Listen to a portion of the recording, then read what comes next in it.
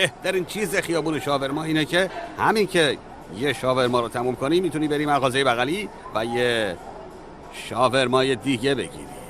این گوشت گاوه که با گوجه فرنگی سرو میشه و توش سس ارده داره.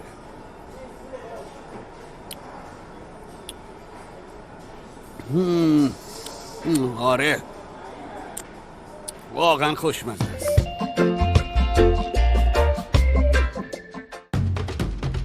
سفرنامه غذا. صبح همگی بخیر. من مارفینز هستم از برنامه سفرنامه غذا و الان در عمان اردنم. امروز برنامه‌مون کاملا پره و قراره با فادی و فرح بریم گردش و یه عالمه غذا بخوریم. امروز قراره جاهای دیدنی این شهرم ببینیم. با ما همراه باشین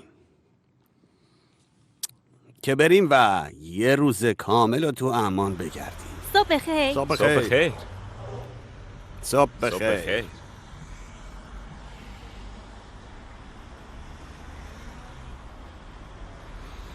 امروز واسه صبحونه اومدیم یه رستوران به اسم شمس البلد. اینجا یه کافه مدرنه ولی غذاهای سنتی سرو میکنه و ساختمونش هم یه خونه سنتیه. فضاش خیلی جالبه و یه آشپزخونه اوپن خوشگلم طبقه پایین داره. تخصصشون یه جورایی تو سرو کردن غذاهای سبوسدار و ارگانیک با مواد تازه و محلیه. خب چطوره فادی؟ خب چیزی که به خاطر سرو کردنش خیلی معروف شدن اسمش مناکشه. این نونه که با یه سری مواد روش برشته شده، یه جورایی مثل یه پیتزای عربیه. قرشش زدن و این یکی به نظر میاد زیرش گوجه فرنگی داشته باشه اینجا و بعد یه لایه بادمجونه و پنیر. فکر کنم اینم آویشن زیتون هم داره. آره توش زیتون هم هست. این لایه پنیر رو ببینید، میتونین خامه‌ای بودنش رو حس کنید. خیلی خوبه.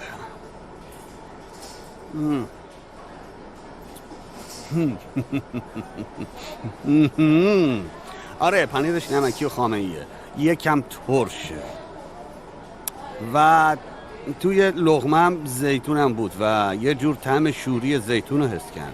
آره یکم هم تلخ بود. واقعا فوق‌العاده است. راستش بعضیا به زیتون میگن شاهزاده قسم. منظورم فقط این نوع زیتون نیست، هر جور زیتونی، چون با همه چی جور در میاد. میخوام یکی از این تیکه های پنیر رو بردارم. اینطور یه تیکه نونم برمیدارم. این واقعا ضخیمه ولی به نظر میاد توش خیلی نرم باشه. با نونم یه تیکه پنیر برمیدارم. اوه بله، یه جورایی شبیه پنیر حلومیه، یه جورایی کش میاد و میتونین زیر دندون حسش کنی. یه مقدار شوره و با نون عالی میشه. نمیدونم تا حالا همچین زیتونای خوش عطر و خوش طعمی خورده بودم یا نه.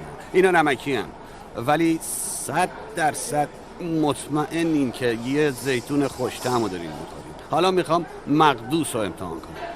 این بادمجونه که با آجیل پر شده و تو روغن زیتون پرورده شده، اینم با نون خوب میشه. من یه مقدارشو با روغن زیتون میذارم تو بشقابم. فکر کنم اینقدر هیجان زده بودم که این غذا رو بخورم که یه مقدار زیادی برداشتم. خب یکم کوچیک‌ترش میکنم که بتونم بچشمش و مواد توش رو تشخیص بدم.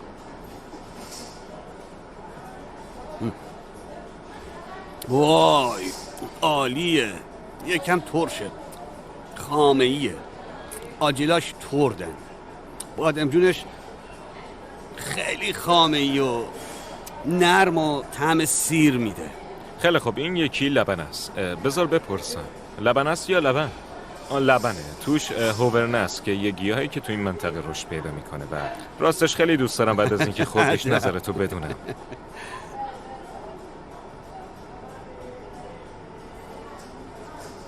نمیدونم.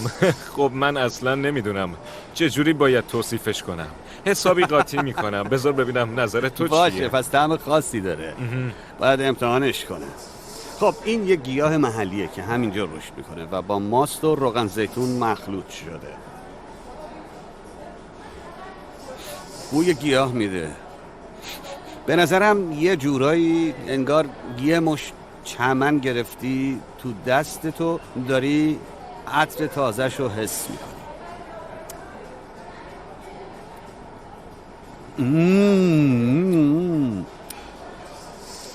چه طعمی داره؟ یه جورایی طعم واسابی میده، طعم تراب کوهی داره که با ماست و روغن زیتون قاطی شده. داریم میریم سمت قلعه‌ای که بالای تپه است. اینجا یکی از جاهای مشهور و دیدنی عمانه که از نظر تاریخی خیلی مهمه. منطقه عمان هزاران ساله که قابل سکونته. تو این شهر رد پای زمانی از تاریخ رو میشدید که اسم اینجا رباط عمان بوده و عمانی ها توش زندگی میکردن. این قلعه یه جورایی بلندترین نقطه شهر بوده و برای حکومت ازش استفاده میشده. میتونید یه جورایی همه جا رو ببینید و بفهمید چه اتفاقایی داره میفته. وقتی اینجا راه میرین و منظره عمان و شهر و تپه های شیبدار رو میبینین، واقعا حس فوق‌العاده‌ای بهتون دست میده. این بالا خیلی عالیه، یعنی واقعا این بالا عالیه. تماشای شهر از این بالا و احاطه شدن با این ویرانه ها خیلی حس خوبی داره. الان داریم میریم سمت معبد هرکول که درست همینجاست و بین سالهای 161 و 166 ساخته شده. اینا بقایای دست هرکوله و از همینجا فهمیدن این معبد هرکول بوده. یکی از چیزهای جالب این محوطه لایه‌های مختلف تاریخ و تمدنه. همشون کنار هم هستن و انگار روی هم انباشته شدن. از عمانی‌ها گرفته تا بیزانس و رومیا و یونانیا، همشون تو این محوطه از خودشون رد پا و ساختمون به جا گذاشتن. الان داریم میریم سمت در ورودی پشتی قصر حاکم. وای عجب نسیم خنکی از تو تونل میاد.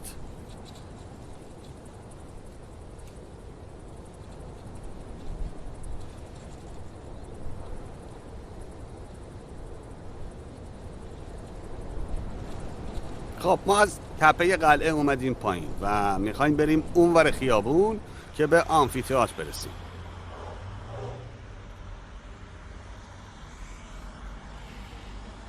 این یه رقص سنتیه که بهش میگن سحجه. سحجه؟ آره.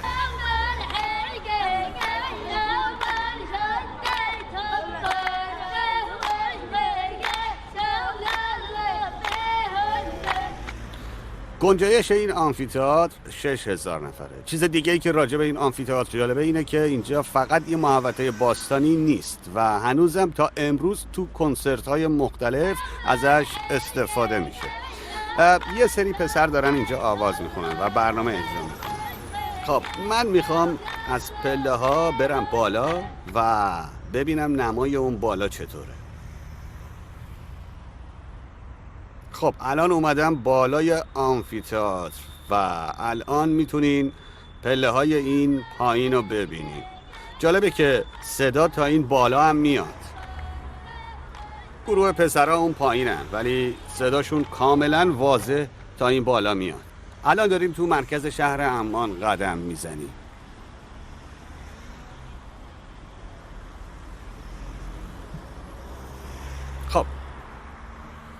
خب یکی از چیزایی که تا حالا نخوردم و الان تو اردن فصلشه چاقال بادومه.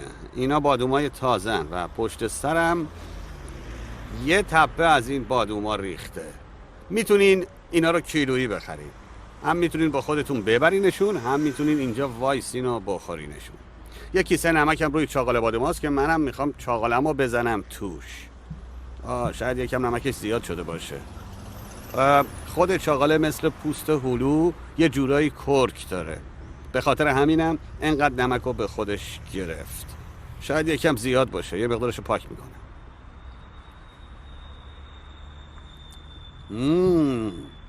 وای ترشه. داخلش همون دونه اصلی بادومه ولی لایه های مختلف پوست دورشو گرفته. یه جورایی طعم سیب سبز میده. آی خیلی خیلی خوبه. مثل یه میان وعده است. آدم میتونه یه کیسه از اینا رو تون تون بخوره.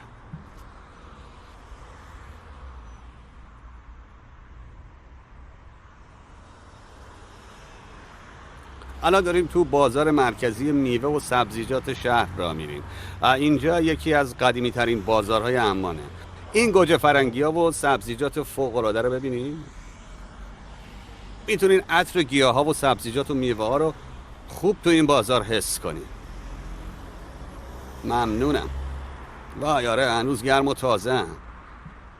یکم نمکم دارن نه؟ آره. آو بادوم زمینی یکی از اسنک های مورد علاقمه. اون داره یه جور شیرینی به اسم شیرینی حلب درست میکنه. یه جورای شبیه بامیه است. وای خیلی خیلی شیرینه و یه جور عطر گل و شهد شکر داره. باید اینو اینجوری بشکنیش و آها بازش کنی بعد درش میاری. وای چه باقالی بزرگی. خب آره بعدش خب باید میخوریش. خام بخورمش یا پخته؟ خب بهتره که بپزیش، اینجوری خیلی بهتره. یه باقالی خام. آره خیلی خوبه. خیلی خیلی آب داره و بافت جالبی هم داره. خیلی جالبه. من عاشق اینجور بازارام. راه رفتن و کشف کردن جاهای مختلفش خیلی کیف میده. عاشق رنگ‌های مختلف میوه‌ها و سبزیجات شدم. عطرها و صداهای مختلفی رو تجربه کردم. فروشنده‌ها داد میزدن و چیزی که میفروختن رو با قیمتاشون تبلیغ میکردن. خب الان اومدیم به مغازه آب میوه فروشی. آب میوه‌های مختلفی داره ولی یکی از آب میوه‌های محبوبشون آب نیشکره. اونا با این دستگاه بزرگ نیشکرهایی که تو دره اردن رشد میکنن و آب میگیرن. میتونین ببینین که چقدر تازه و خوشگله.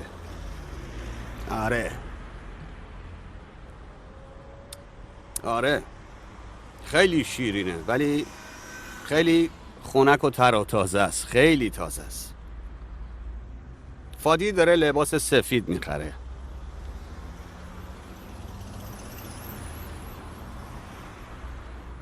خیلی باحاله. کنار خیابون رو صندلی اداری نشسته. داشت میگفت که اینا از سوریه اومدن. واسه یه همینم وایسادم چون پنبه سوریه معروفه به این که خیلی کیفیت بالایی داره. من 2 خریدم و هر کدومش $1 اردن بود که میشه دقیقاً $1.5 آمریکا. که اینطور. چه خوب خریدی. آره خوب خریدم. 100% پنبه است. الان به حبیبه افسانه‌ای رسیدیم که یکی از شیرینی فروشی های محبوب مرکز شهر عمانه. اینجا برای کنافه هاش معروفه که یه جور دسر شیرینه و منم میخوام امتحانش کنم. ما همین الان رسیدیم و آدم میتونه همین که از در وارد شد خیلی سریع عطر هلو حس کنه. این دسر خیلی جالب و باستانیه. راستش با یه لایه پنیر درست شده. مطمئن نیستم پخته یا نه ولی بالاش یه لایه طلایی خوشگل داره که روش یه مقدار پسته خرد شده ریختن.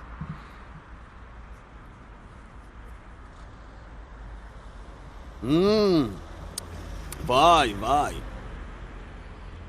یه جورایی یه دسر شور و شیرینه.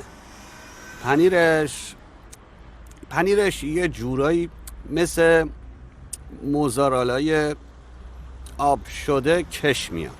یه لایه ترد و شیرینم روشه که مثل پایه. یه جورایی مزه کارامل بیسکویتی میده چون وقتی گازش میزنین به دندوناتون میچسبه.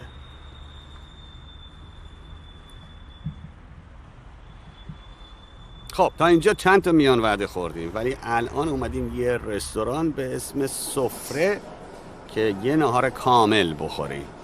این رستوران توی یه خونه قدیمیه و خیلی حس آنتیکی داره. رستوران خیلی باحالیه. ما کلی غذای مختلف سفارش دادیم چون واقعا تنوع غذاهاش بی‌نظیره. اینا دلمه‌های برگمان که بهشون ورق عنب میگن. توشون پر از برنجه و روش روغن زیتون ریختن.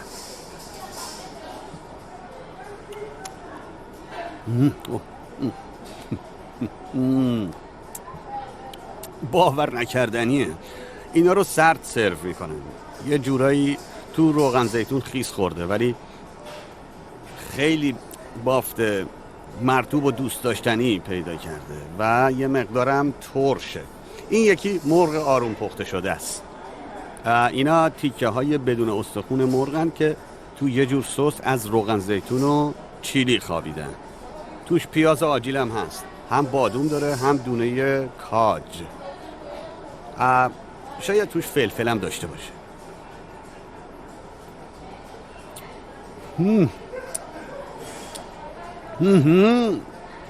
فکر کنم شاید یکم دارچین هم داشته باشه. یه جور شیرینی داره که طعمش شبیه دارچینه. پیازا آروم توی روغن زیتون سرخ شدن و به همین خاطر تو دهن آب میشن. این زیر گوشت هست؟ آره. وای. آره. این همش واقعاً سس عالیه. ارده است؟ آره. این که این بالا سیب زمینیه؟ گوشتش یه جورایی شبیه کبابه، چون گوشت چرخ کرده و جعفریه.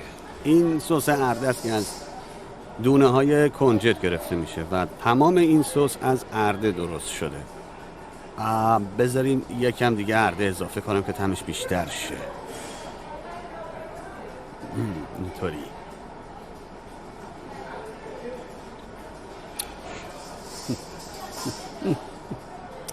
وای، باور نکردنیه. طعم ادویجاتش یه جورایی شبیه شیش کبابه. شاید یکم گیاهای مختلف هم توش باشه. از ظاهرش شاید فکر کنین سس آب گوشت و خام است، ولی خیلی فرق داره چون ارده است و یه جورایی طعم و بافت لوبیا و آجیلو داره. این یکی سالاد بادمجونه. ببینید چه جوری سروش کردن. زیرش بادمجون کبابیه، روش پنیر فتا ریختن. فکر کنم سس چیلی هم داشته باشه. اینجا گوجه فرنگی های خرد شده رو میتونیم ببینیم. اینو میذارم اینجا. یکم از این گوجه رو هم بذارم با یکم روغن زیتون. واقعا غذای رنگارنگیه. به به. خیلی قشنگه. یه تیکه فلفلم توش هست. واو. بادمجونش خامه‌ای و دودیه و پنیر فتاش یه جورایی ترش و شوره.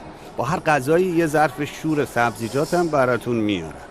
خب اینا سبزیجاتمونن که میبینین. رنگ بعضیاشون بنفش شده، مثل گل کلم بنفش. اینا به خاطر چغندر بنفش شدن. آره، ترش و شوره. میتونین گوجه فرنگی و تیکه های سیر رو توش ببینین. یکم از این میذارم اینجا. فکر کنم این یکی با نون خوب بشه. یه تیکه نون برمیدارم.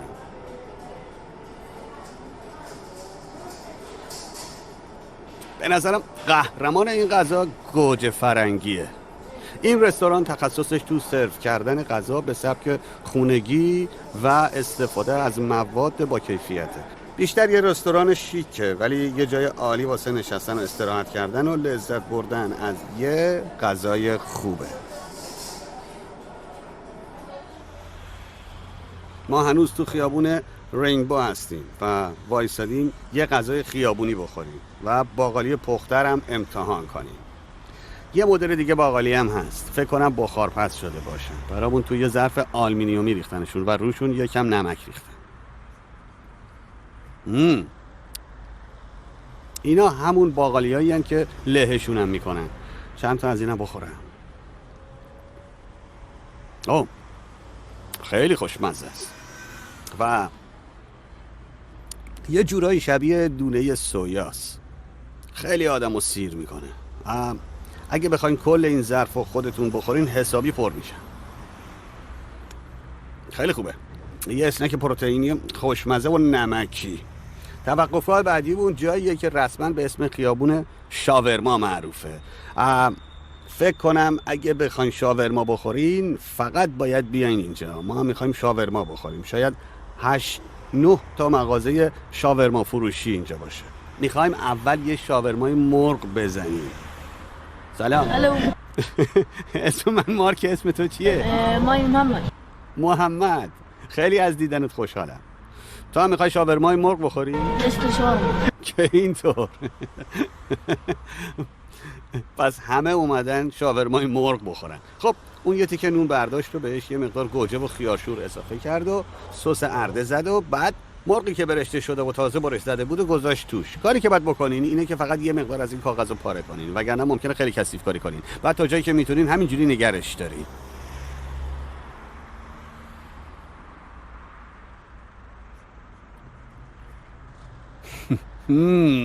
مرغش نرمه ولی طعم برشته خیلی خوبی داره.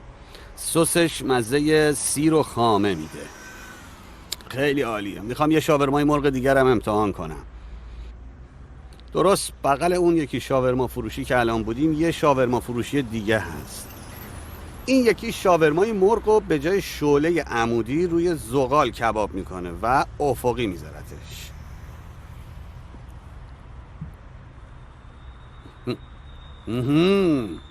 طعم این کاملا متفاوته. مرغش ترتره و یه جورایی مزه استیک گوشت میده. طعم دودی خوبی داره و کاملا میتونین برشته بودن و مزه زغالیشو حس کنی. خیلی خوشمزه است. پادی از یه جا به اسم ریم برامون شاورمای گوشت سفارش داده. ظاهرا شاورمای گوشت اینجا تو امان معروفن. چیزی که جالبه اینه که کنار آتیش کبابش میکنن و میتونین لبه های تردش رو ببینی. بعد خیلی نازک میتراشنش. ترد و نمکی و یکم چرب و عالیه. این چربی خود گوشته. وای. چیزی بهش اضافه نمیکنه. تردیشو میبینین؟ گوشتا طلایی و برشته شدن. به سلامتی. به سلامتی.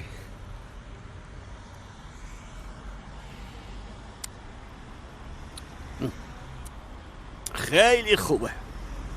خب این یکی گوشت و گوجه فرنگی داره و توش ارده هم هست.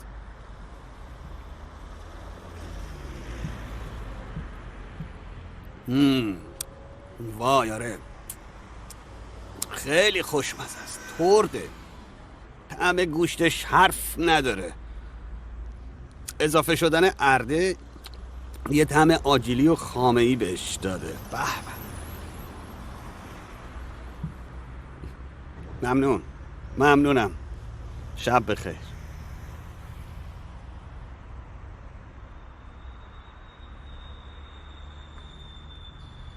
اینم یه راه خوب واسه تموم کردن یه روز عالی و گشت و گذار و خوردن خوراکی‌های خوشمزه تو امان. فردا یه روز دیگه در پیش داریم و میخوایم یه سفر کوچیک بریم. ممنون که برنامه‌مون رو تماشا کردین. امیدوارم از دیدن این قسمتم لذت برده باشین. یادتون نره که قسمت‌های بعدی رو هم تماشا کنین، چون یه عالم خوراکی و کلی سفر در پیش داریم. تو برنامه‌های بعدی میبینمتون.